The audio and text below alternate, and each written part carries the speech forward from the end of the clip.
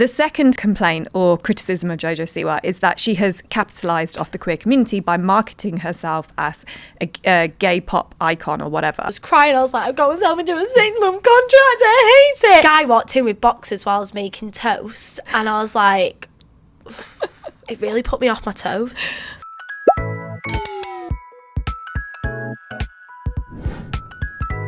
Hello! Oh, sorry, it's a bit quick, that. It was I didn't even give you time to breathe. I jumped. You jumped. I'm going to wait.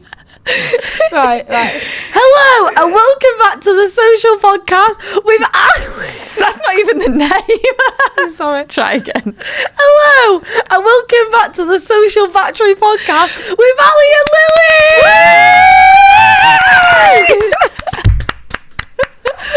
Oh my We're God. back. We are back. We're back, and it's just us, lonely, in the podcast studio for today. I'm kind of happy though with it. Not that I didn't like anyone else, but like, I feel like we're back at the in this place. Home. We're home. We're home, and we haven't had a catch up for ages. I know, and there's a lot to catch up on. There is. Well, I say we haven't caught up for ages. You were literally at mine yesterday eating a roast dinner, but we haven't caught up on the pod for ages. I know, and there's a lot to catch up on. You moved house. I now live in London.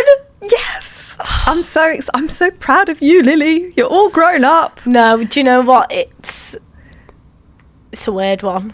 Like, okay, so tell us about your acclimatisation to London life. How has it been? I'll start off why I moved. I was just sick of getting the train to London. Fair. And then I was originally looking at like little flats and that, but then I came across this room. Yeah. And I was like, I want to be in that bedroom. I want that room to be my bedroom. And it was so funny because you sent me and Nanny Plum the link. Yeah. And we were like, okay, yeah, the room looks nice, but it's a lot of money. Have you thought about this? Have you thought about this? Have you looked at these areas? For the same price in this area, you can get this. And you were like, no, I like the windows in this flat. And I want them windows. And I'm moving into that room. And I did it. Did she visit the flat in person before she moved in? No. Did she find out who her flatmates were before she moved in? Also no. Did she move in anyway with Ham Solo? Yeah, Yes.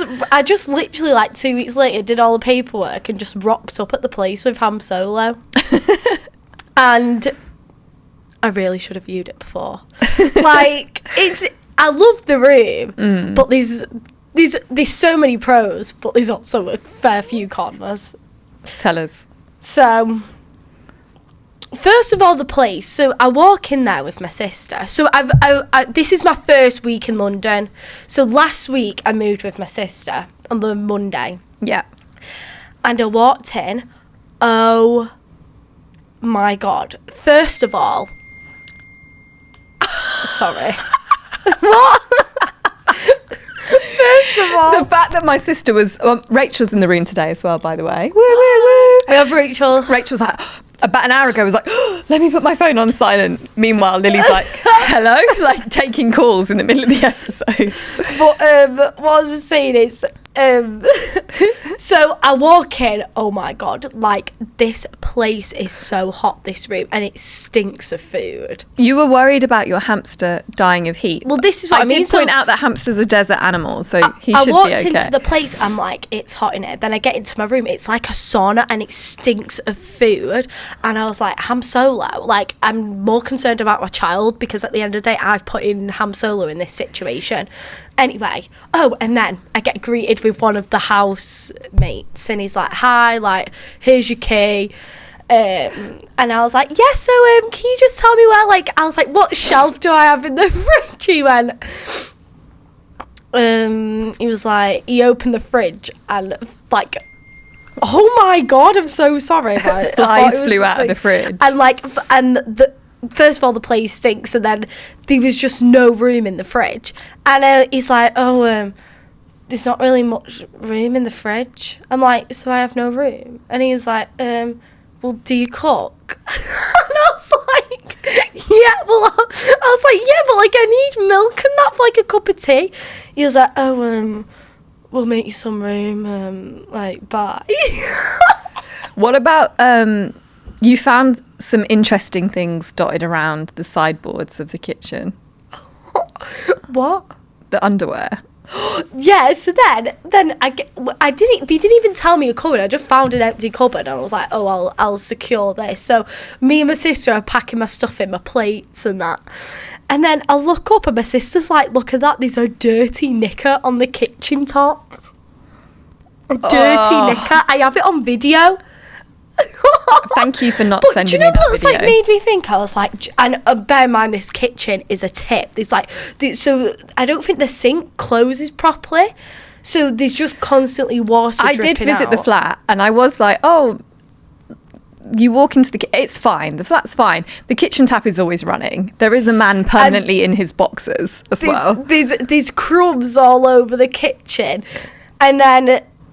Yeah, the kitchen's just a tip basically, and the housemates are a bit scruffy. But do you know what I thought like? Sorry to Lily's housemates if you ever happen to catch her social media and find this. I've only seen 6 people live in this place. I'm out and about 24/7. I've only met 2 of them. The 4 are yet to be discovered. You've lived there for a week and you haven't met 4 of your other housemates. I've only met 2, and I just wonder why. I had a glimpse of one. But I don't think she wanted to chat, but she like ran into her room. But every time I was a bit scared. Welcome to London. I know, I was a bit scared like meeting them and going in the kitchen, but now I want to meet them. I'm like, who the fuck am I living with? Lily's like stalking around the flat at night trying to catch Anytime I hear people. someone in the kitchen, I run in, but then no one's in there. I was like, where are they? What about the guy that always talks to you in his boxers? Oh, right, my dad's going to get so concerned. Have you seen him this. clothed yet? He wears clothes, but they're very baggy on him, and like his whole like what do you even call this bit? His junk. His junk. His junk is always out. Basically, he's the one that greeted me into the place, and then I go in and I go, hey! Like, this is like 3 days after I see him. He's like, how are you moving in? I was like, good. And he's just like, yeah, so I'm a gamer. Like, he's giving like stoner, sleep deprived, like doesn't have a wash. And do you know what? You would think like, these are like my people, because I'm not really like a proper like I'm not like a clean freak or anything. So I thought it would be fine like if they were like that. These people are on another level. Like, the place stinks. And Days came over and she was like, there needs to be some fresh air in here. Like, there's literally no fresh air in this place and it stinks. So she's trying to open the windows and the windows are glued together. So then, whenever someone cooks, the stench of the food, that's like the stench until someone else cooks the food. So first it was like a sweaty salad scent because someone had a salad, and then the next day someone cooked and then it was like giving sweaty cheese, like toasty. It was so good. But when I moved in it was giving like sweaty Sunday dinner.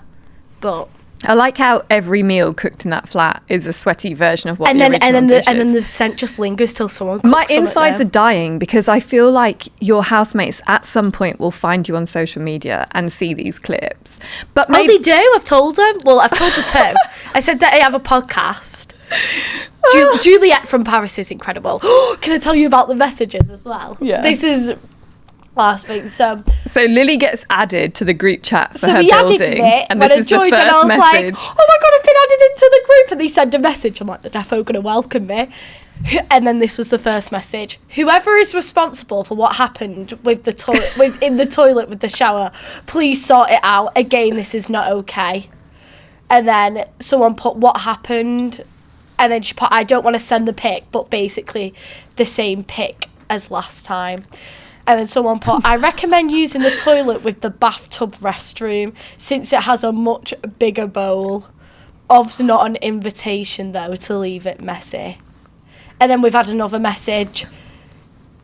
Please flush the toilet after usage. Like, it's not hard. It's just all about the toilet. Oh my god! Didn't even get like a welcome. Just straight into.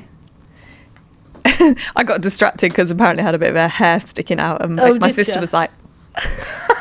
So your very first message was a reminder to poo in the bowl. Yeah. And the fact that the recommendation was use a bigger bowl gives you some idea of how much of a mess that person found. Because they were like, we need diameter, we need circumference, we need a bigger surface area for this, whoever has created this mess. Yeah. Because that is But so unacceptable. when I first moved there, I was like, what the fuck have I done? Like, I was crying. I was like, I've got myself into a 6-month contract. I hate it. Now, I think I love it. Like, but I love it. I'm not going to lie, I've lived in worse. Student digs, shared houses. I liked your house. As soon as you've got your room unpacked and done up, it's going to be nice. It's still not unpacked or done up. I'm going to come round. I'm going to chill with you and Ham Solo. We're going to have look at the balcony. A champagne on the balcony, and we're going to romanticise your Zone 1 London life. I know, I can't believe I'm in Zone 1.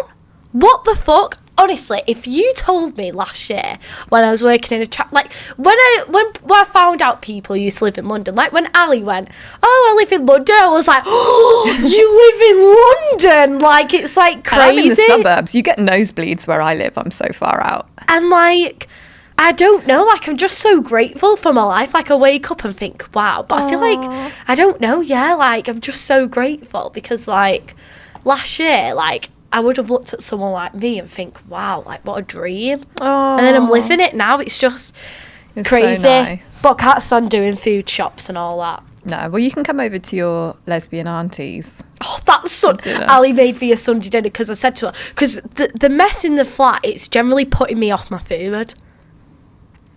Like a guy walked in with boxes while I was making toast and I was like, it really put me off my toast. So I'm just like really malnourished. It's been a week. I think you're going to be okay. Yeah, but I opened the fridge this morning and like 3 flies shot at me. Like I physically cannot eat in that place. I can only eat out or eat at Ali's. I might start a charity, Feed Lily, and if anyone wants to feed me, because You can just go, be like, come dine with me, but Lily's just going to everyone's house for a lunch. You've been invited by my sister Rachel.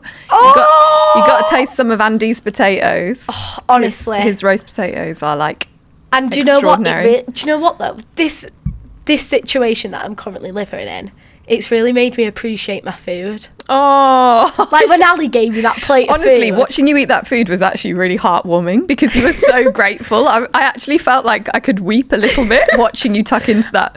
I have never felt so grateful for a plate of food in my life. Oh, and it was so nice.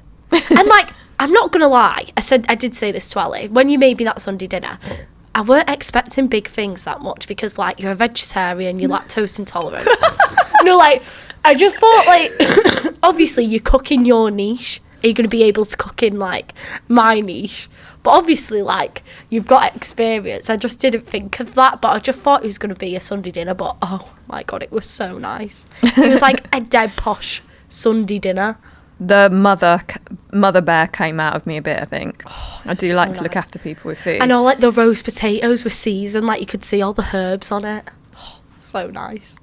So that's your week. That's your catch up. That's my catch up. I'm so proud of you. I'm officially, I don't know, like a London girl. But I did go out on the weekend as well, and I really felt sorry for myself. But I'm going to go out next weekend. Good. But yeah, go on.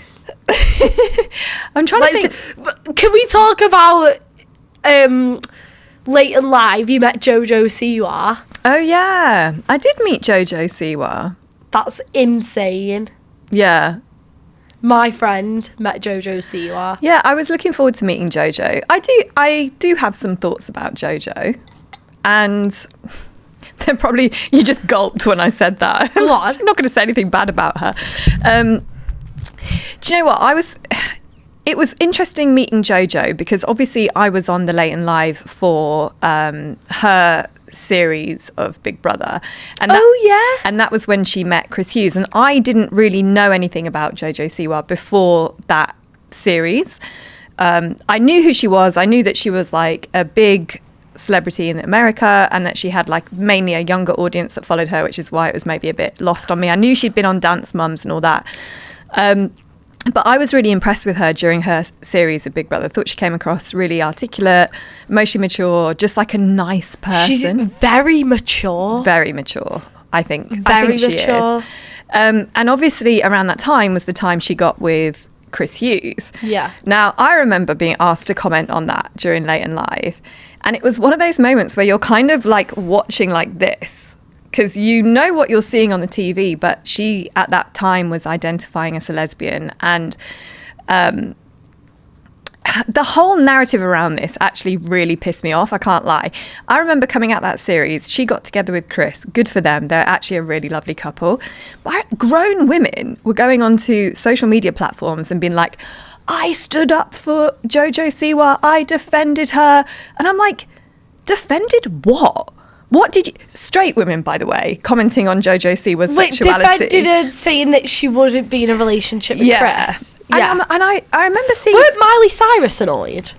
I don't know. Yeah, she was like, you've let down the gay community. I mean, how ridiculous. I saw these, like, grown women, by the way, 30s, 40s, commenting on Jojo's relationship with Chris. And they were like it was a personal insult to them because during the show they had defended her sexuality, which I did as well. And I very clearly said, listen, she says that she's interested in women and that's her prerogative. Yeah.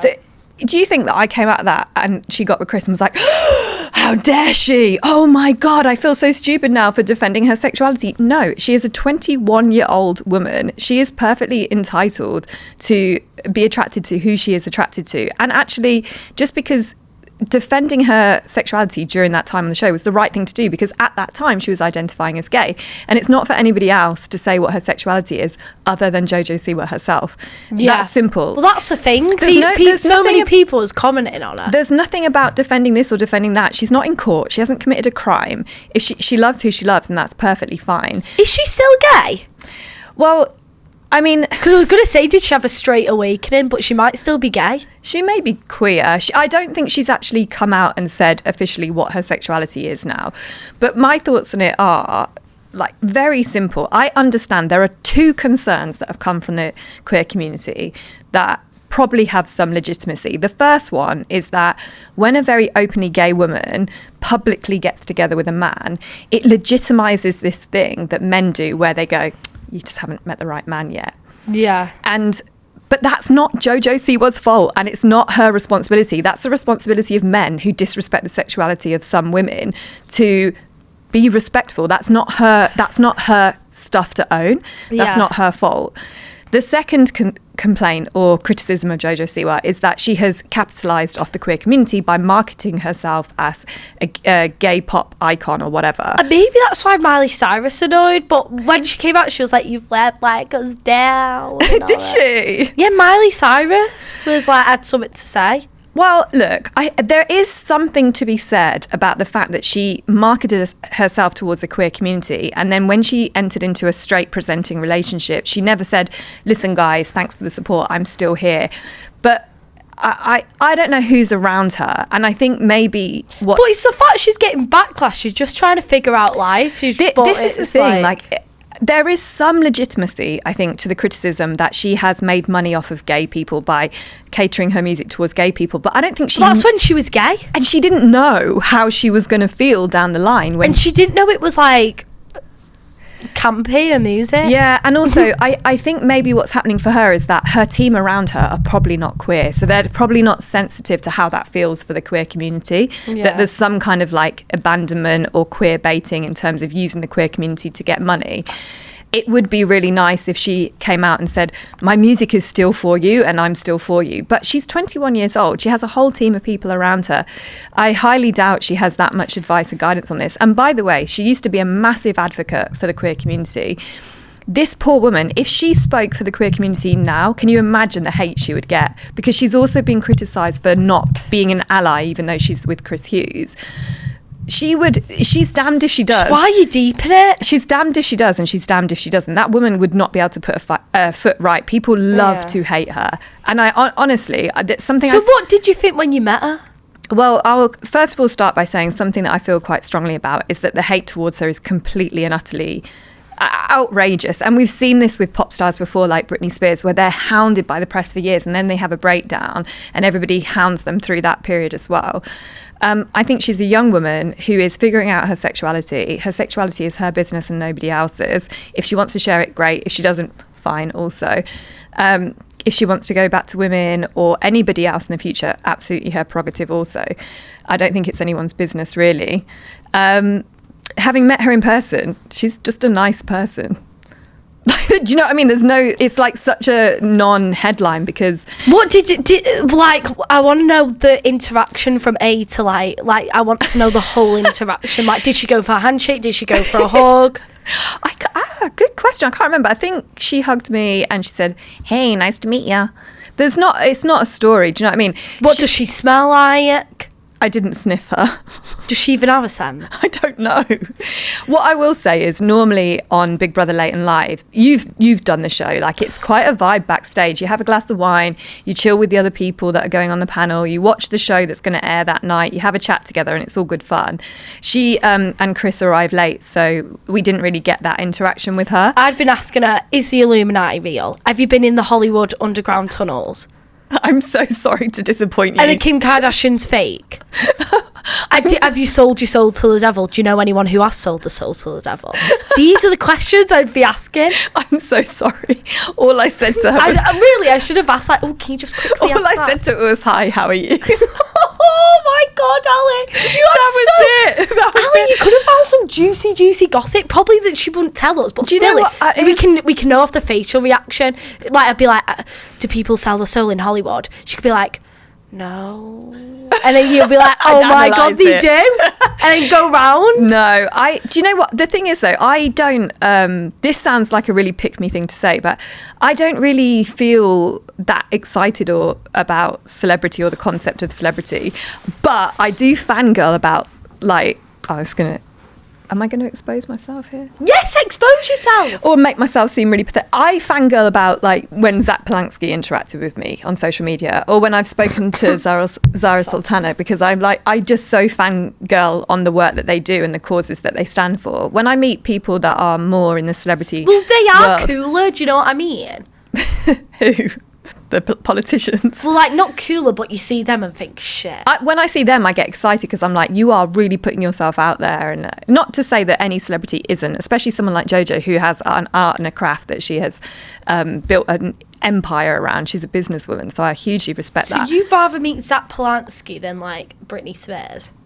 Oh, that's a tough one, you know. No, Britney Spears would have to... Told ya. Have to beat that one. It's probably just like... I just think, like... Maybe there's a generation difference with me and... No, I think with everyone, Ali. I think we've got confused with, like, influencers and, like newly celebrities and, like, politicians. No, like... Because, like, would you rather see Zach Polanski or Coldplay? Zach Polanski. I can't stand Coldplay. What? Their music is so boring and depressing. And that's not a generational thing, by the way. They've been around since I've been around. Well, that's what, like, but I think Coldplay is incredible, and I don't even like the music, but it just makes me cry. Their music just makes me... No, when it goes when you try your best and you don't succeed, I start crying. And I don't cry at any music, but that's another music. Their music makes me be like... It makes me feel sorry for myself. You start to look in the mirror at the single tear falling down your face. Do you know what came on my Spotify shuffle? Ed Sheeran, what is it called? It's called an A. Wait, let me get it up. Ali, I felt so sorry for myself after listening to it on the underground. We're going on a massive detour here. Sorry. What I will say... The A-Team. Have you heard of it? Yeah. It's like, a cold December, do. And then it had like a homeless girl on the thing. I'm not going to lie. Ed Sheeran's music doesn't move me. And I know... I feel like he's like a social experiment, Ed Sheeran. Like, I just don't think he's real. Like, he looks not real, doesn't he? He would send me west if I was stoned. What? Do you know, like, your dream blunt rotation or your nightmare blunt rotation? Is he your dream or nightmare? Nightmare. He would send me west. Like, even if I would see him, like... You'd be like that woman. Do you remember that viral clip where that woman was, like, on a plane going, "That's not real! Yeah. That's not real!" Yeah. Oh my God, was it you were speaking about? I said to... So me and Daisy were on about superstition and that. And if you went on a plane and you I have a genuine question. If you generally went on a plane and your sister called you or your mum and said, do not get on that plane, it's going to crash, I'd get off. you'd get off? Yeah. Thank you. In a heartbeat. Thank you. I'm staying in Guatemala or wherever I am because I'm not coming home. I was on about this today. She was like, oh, if my mum said that, I'd be like, shut up. Get on it.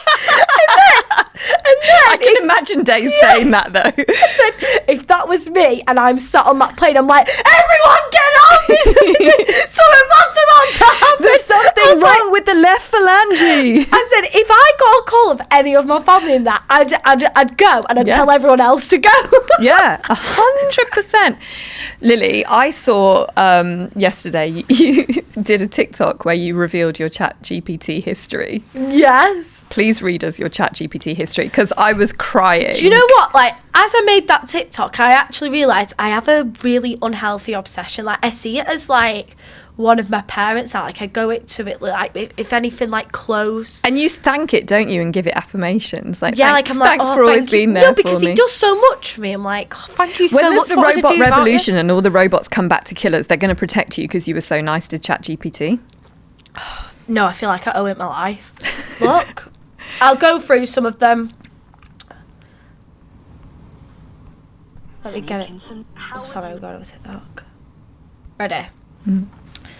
I randomly woke up with a cut on my finger. Kiss, kiss. To ChatGPT. Here's the cut on my finger because I was like, why have I? So I automatically think, let me ask ChatGPT. What do I reply? Keep it classy. What do I respond to this? These are all your search What do I histories. respond to that? My lower stomach aches and my poos are dead tiny.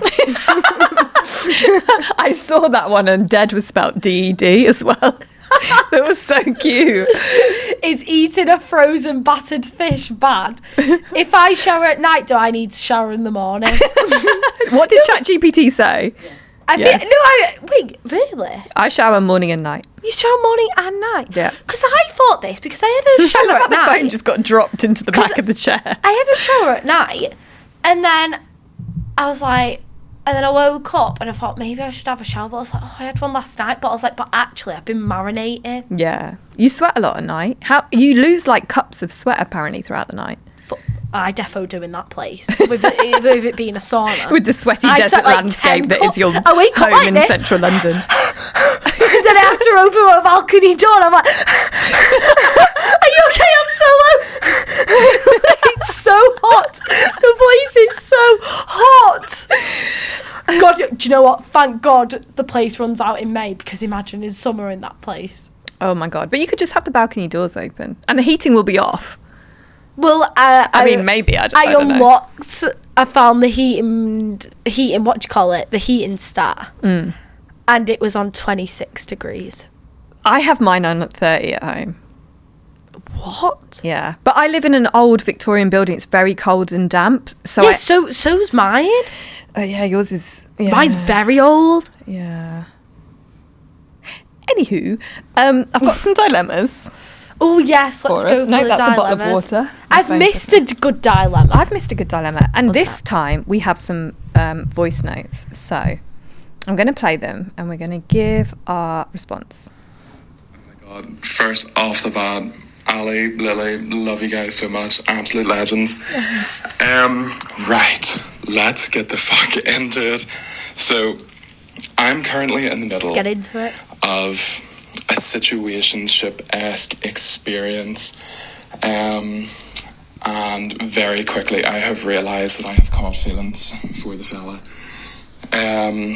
We had a big talk. I basically aired out my side of things. He said his side of things. And we sort of left on the fact that, like, we're open to something in the future, but he's still working through, like, I don't get that. the fallout from his last relationship, where he says, like, I'm completely over the guy, but I had this sort of plan set up for, like, my next few years with him and things we were going to do together. And he's like, now there's like a big void of where those plans were. And I'm trying to be respectful of that there and not obviously push something that I want. But the outcome of this is now that we've sort of entered into this friends with benefits, friends but sometimes sleep together sort of thing. Oh. and like there is so much romance in it, but I just don't know where to go with it. I know where to go with where it. my head's at, One sec. and I know where his head's at, but like I don't want to cut off a good thing, even though it's really nice and really good. I don't know. Oh my god, I don't know. Please give me your advice, because I am literally clawing at the fucking bars of my iron enclosure. Like, I cannot escape this. I cannot escape this, man. Oh my god. I felt that. Thanks so much for your help in advance. Please tell me what to do. Clawing at the bars of his iron enclosure. That's how he described that situation. Ali, I know felt that exactly in my what you heart. can do. Okay. So obviously it's a situationship, but let's be honest, he would love to be in a relationship and be boyfriend and boyfriend. So what he needs to do is get with someone else, then tell the guy that he wants to be in a relationship with him, make him jealous, so he's like, whoa, like, whoa, can't we just be together? And then shit him up. Or literally just even lie to him, just be like, yeah, I'm speaking to this boy, you know, I really fancy him, so I don't think this is going to work out. And then the other guy, and then he goes, oh, shit, actually, no, and then he locks in with him. So just shit him up, basically, that you're moving on. I don't know if that's what I would recommend, but I get it. Yeah, but it works. It's not about what we recommend and what, like, we can think about what's morally good for the situation, but we need to think about what will do the trick, and that will do the trick. What, shit him up and make him jealous? Yes! So, Because let's be honest, he wants, he loves him and the friends with benefits, but really what he wants is to be boyfriend and boyfriend, yeah, and have a relationship. And I think, and for him to get him to realise it, you need to shit him up and make him jealous. So, okay, that's one option. I think there are two options here. One is accepting that this is a casual relationship and continuing as you are. However, if you do that, you have to understand that this person has very clearly communicated to you that they do not want a relationship. Not only that, they've given you reasons and evidence, which is they've come out of this other relationship where they had this whole imagined scenario with their other partner. And that's really important, I think, to acknowledge. That's what they all say. But this is really important. We never know. It's really important to acknowledge that when you leave a relationship, you don't just leave the relationship that you had, you also lose your hopes for the future and your plans for the future, and it's a massive loss. So he can, if he wants, continue with this relationship, and acknowledge that it would be a casual relationship. And right now, this person has very clearly communicated it's not going to be anything more. However, you're going to get hurt if you do that because you want more. It's not sustainable. It's not sustainable because this is not just a friends with benefits casual situation. As he's described, there's sort of like loving affection in there as well. So this is what I mean. This is going to get very messy very quickly. And I don't know about this going off and making them jealous. That's 100% the only answer. What else could someone do? Well, I would say when people tell you how they feel, believe them. So when he says, I'm not interested in a relationship with you, forget all the other noise about, oh, I've got to get over this and I've got to forget over this and I've got to get over this. Hear that message. I'm not interested in a relationship with you. We can be optimistic. No. No.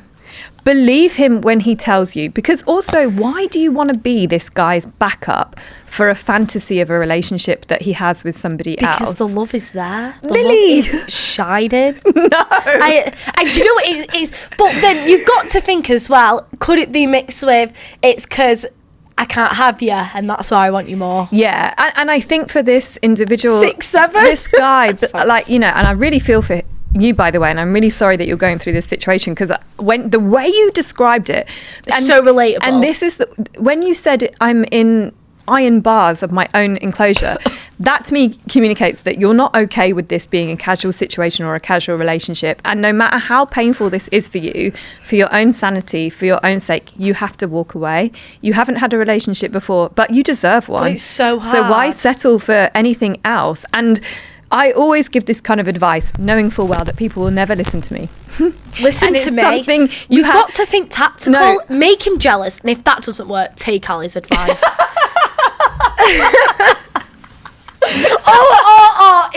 If you generally just like, My advice would be clean break, block, delete, move on.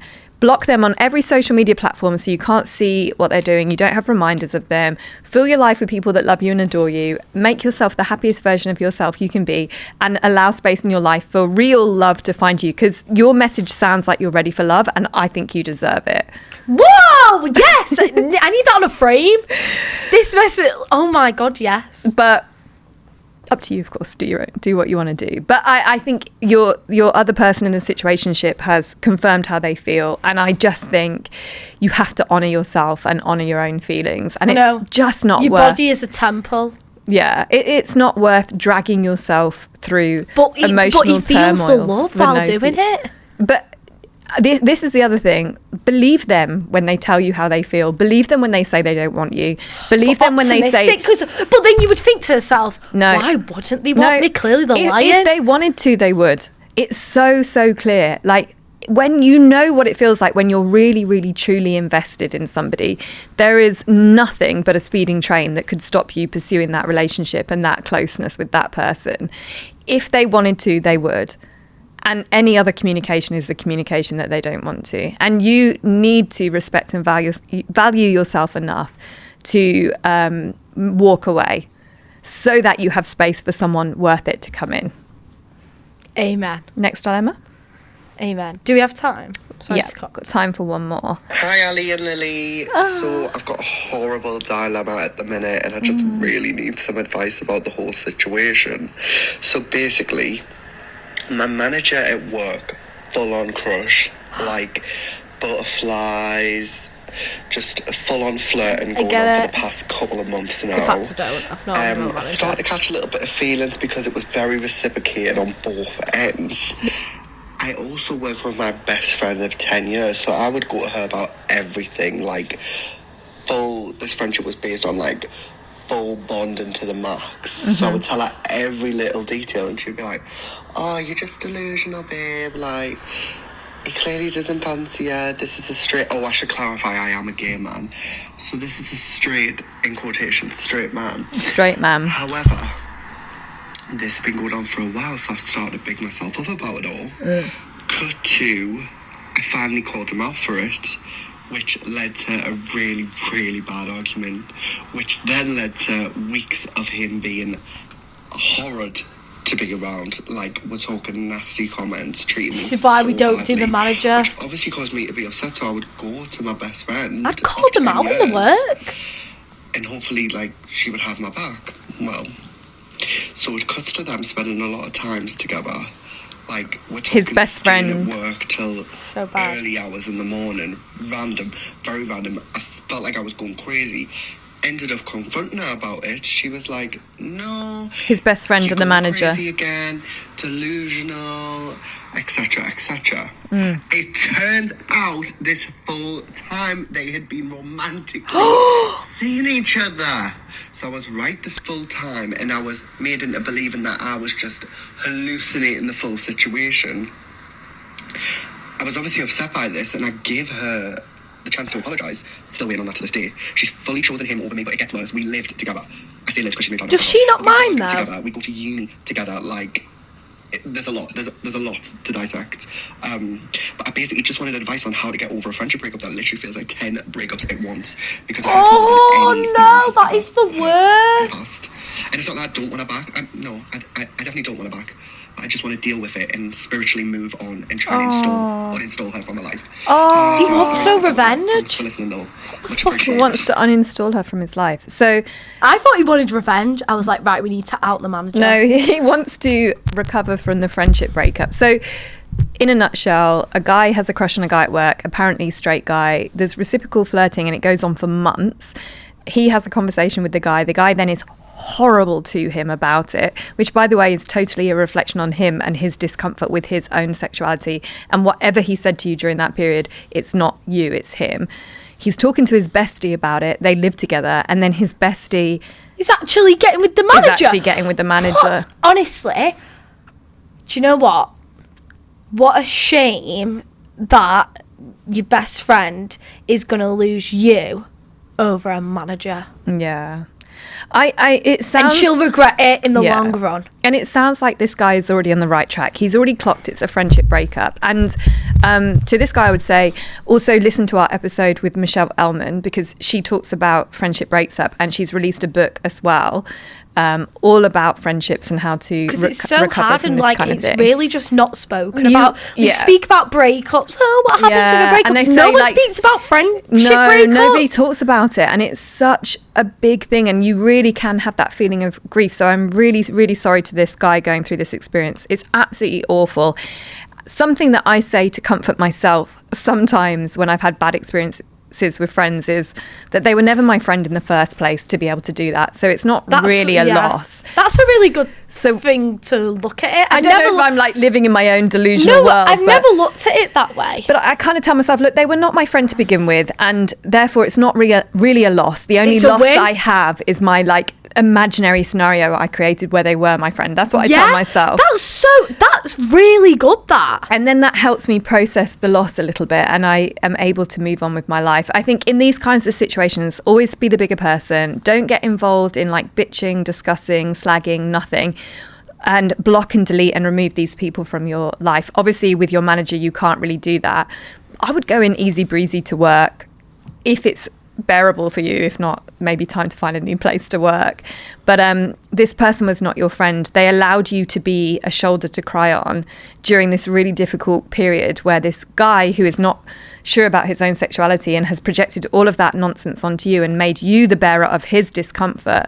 And she, she gaslit you during that period, and that's not okay, and that's not It's fucking weird. It's not okay, and it's only a reflection of them and not you. And I guess there's nothing too much that you can physically do to change what's happened, other than to give yourself a pat on the back, because you can personally not understand how people can be so cruel, and that's a good thing because it means you're not on their level.